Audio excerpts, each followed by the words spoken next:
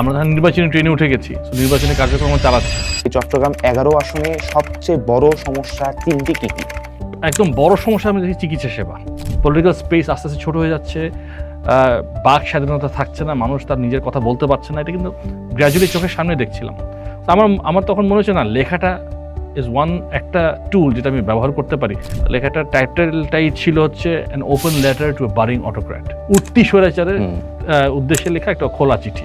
বারবার কেন আপনার বিএনপিকে ভারতপন্থী দল সেই হিসেবে একটি কোট করা যাচ্ছে, এটা কেন? এটা আপনার কি মনে হয়? This is negative politics. So BNP এটা নিয়ে খুব বেশি ভাবে না। BNP is very very farm and confident আমাদের ফরেন পলিসি অথবা আমাদের ফরেন পলিসি আউটলুকটা কি। আমাদের foreign policy Outlook is very simple. সবার আগে বাংলাদেশ।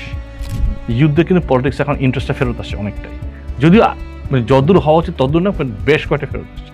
সো এই পলিটিক্যাল ইন্টারাকশনটা হয়। I think youth is more politically more aware. আমার মনে হয় এই দিক দিয়ে আমি মনে করি ফিউচার ইজ গুড। নিজেকে 10 থেকে 15 বছর পর কোথায় দেখছেন?